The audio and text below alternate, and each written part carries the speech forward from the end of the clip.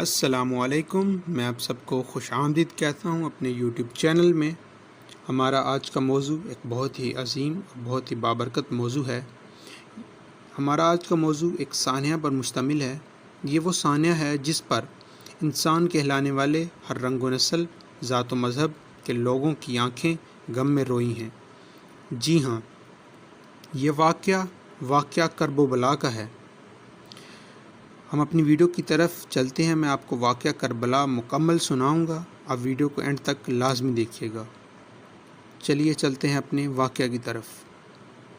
سانحہ کرب و بلا 10 محرم 21 ہجری کو موجودہ عراق میں کربلا کے مقام پر پیش آیا، جہاں اموی خلیفہ یزید اول کی بھیجی گئی فوج نے محمد صلی اللہ علیہ وآلہ وسلم وسلم کے نواسے امام حسین ابن علی اور ان کے اہل خانہ کو شہید کیا۔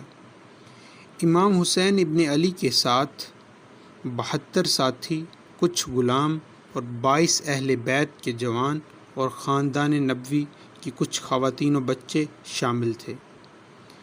صلح حسین کی شرائط کو پس پشت ڈال کر معاویہ ابن سفیان نے اپنے بیٹے یزید ابن معاویہ کو اپنی جگہ جانشین نامزد کر کے اسی اصول دین کی خلاف ورزی کی اور اسلام میں بادشاہی نظام کی بنیاد رکھی، جو کہ کسی طور پر رسول اللہ صلی اللہ علیہ وآلہ وسلم کی تعلیمات نہیں۔ اسلامی اصولوں کے حساب سے ایسی قابضی حکومت کا کوئی تصور نہیں ہوتا۔ ابھی تک سرزمین حجاز میں ایسے کبار صحابہ اور اکابرین موجود تھے جنہوں نے براہ راست نبی کریم صلی اللہ علیہ وآلہ وسلم کا دور دیکھا تھا، لہٰذا ان کے لیے معاویہ کے غلط روایات قبول کرنا ممکن نہ تھا۔ امام حسین علیہ السلام نے انہی اصولوں کی خاطر یزید کی بیعت قبول کرنے سے انکار کر دیا۔ یزید کا ذاتی کردار ان تمام اوصاف سے عاری تھا جو امیر یا خلیفہ کے لیے شریعت اسلامیہ نے مقرر کیے ہیں۔ سیر و شکار، شراب و شباب اس کے پسندیدہ مشاغل تھے، لہٰذا ذاتی حیثیت سے بھی کسی فاسق و فاجر کو بطور حکمران تسلیم کرنا امام حسین علیہ السلام علیہ مقام کے لیے کس قدر ممکن ہو سکتا تھا۔ جب امام حسین علیہ السلام کوفے سے کوچ کر کے مکہ پہنچے تو اہل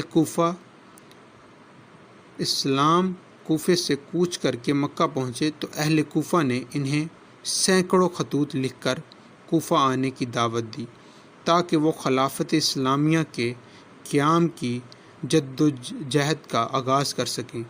امام حسین علیہ السلام نے کوفیوں کے خطوط آنے کے بعد مسلم بن عقیل کو کوفہ روانہ کیا تاکہ وہ اصل صورتحال معلوم کریں۔ مسلم کے کوفہ پہنچنے کے پہلے ہی دن بازار ہزاروں کوفیوں نے آپ کے ہاتھ پر بیعت کر لی۔ کوفہ کے اموی حاکم بشیر نے ان کے ساتھ نرمی سے کام لیا۔ کوفیوں کے جذبات سے متاثر ہو کر مسلم بن عقیل نے امام حسین علیہ السلام کو کوفہ آنے کا خط لکھا، لیکن غدار اہل کوفہ نے ان سے غداری کی اور اپنے وعدوں سے پھر کر امام حسین علیہ السلام کا ساتھ نہ دیا۔ یزید کی بھیجی ہوئی افواج نے کربلا میں نواسۂ رسول امام حسین علیہ السلام کو، ان کے اہل خانہ اور اصحاب کو شہید کر دیا۔ عزیز سامعین، مختصر سا قافلہ 2 محرم الحرام 61 ہجری بمطابق 2 اکتوبر 680 عیسوی کو کربلا کے میدان میں اترا۔ دوسرے ہی روز عمر بن سعد 2000 سپاہیوں کے ساتھ وہاں پہنچا۔ عمر بن سعد چونکہ امام حسین سے لڑنے کا خواہش مند نہ تھا، اس لیے قرہ بن سفیان کو آپ کے پاس بھیجا۔ حضرت امام حسین نے اس واقعہ پر ایک تقریر کی: اے لوگو، جلدی نہ کرو، پہلے میری بات سن لو۔ مجھ پر تمہیں سمجھانے کا جو حق ہے اسے پورا کر لینے دو اور میرے آنے کی وجہ بھی سن لو۔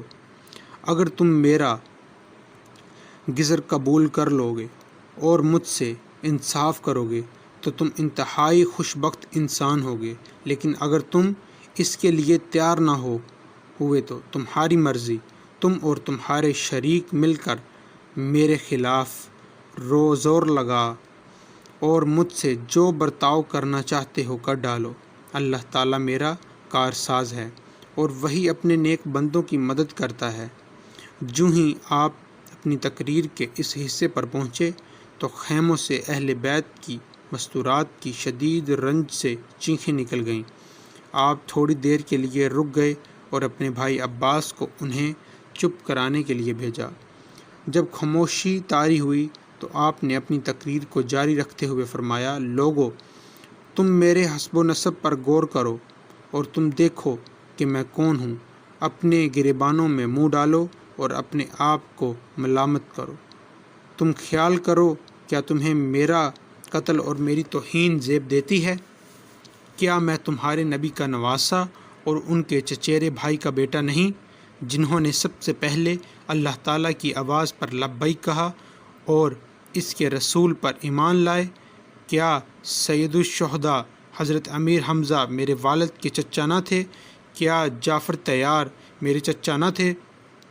کیا تمہیں رسول اللہ صلی اللہ علیہ وآلہ وسلم کا وہ قول یاد نہیں جو انہوں نے میرے اور میرے بھائی کے لیے کہا تھا کہ دونوں نوجوان جنت کے سردار ہوں گے؟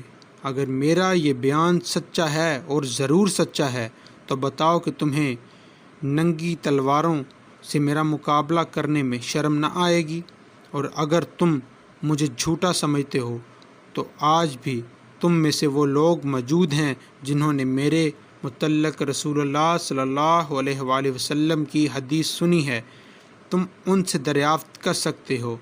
تم مجھے بتاؤ کہ کیا آپ کی اس حدیث کی موجودگی میں بھی تم میرا خون بہانے سے باز نہیں رہ سکتے؟ یہ تقریر حضرت امام حسین نے اس لیے کی کہ شاید جنگ رک جائے کیونکہ وہ اپنے مسلمان بھائیوں کا خون نہیں بہانا چاہتے تھے اور رسول اللہ صلی اللہ علیہ وآلہ وسلم کے امتیوں کا خون نہیں بہانا چاہتے تھے۔ لیکن کوفیوں اور ان کے سرداروں پر کوئی اثر نہ ہوا، صرف حرہ بن یزید یتیمی پر آپ کے اس تقریر کا اثر ہوا۔ جن کوفیوں نے امام حسین علیہ السلام کو خطوط لکھ کر کوفہ آنے کی دعوت دی تھی، ان کی تعداد ایک روایت کے مطابق 12,000 اور دوسری روایت کے مطابق 18,000 تھی۔ لیکن جب جنگ کی نوعیت آئی تو ان بے وفا اور دغا باز لوگوں میں سے کسی نے حضرت حسین کا ساتھ نہ دیا اور کھڑے تماشا دیکھتے رہے، یہاں تک کہ آپ نے اپنے جانثار ساتھیوں کے ہمراہ جام شہادت نوش کیا۔ رہتی دنیا تک اور تا قیامت تک، جب تک یہ دنیا رہے گی اور جب تک اس دنیا میں ایک ایک مسلمان رہے گا تو حسین کا نام زندہ رہے گا۔ ایک شعر پڑھ کر اپنی ویڈیو کا اختتام کرتے ہیں۔ قتل حسین اصل میں مرگ یزید ہے، قتل حسین اصل میں مرگ یزید ہے، اسلام زندہ ہوتا ہے ہر کربلا کے بعد۔ امید ہے کہ آپ کو میری ویڈیو اچھی لگی ہوگی۔ اگر آپ کو میری ویڈیو اچھی لگی ہے تو میری ویڈیو کو لائک کر دیجئے، شیئر کر دیجئے۔ اللہ حافظ۔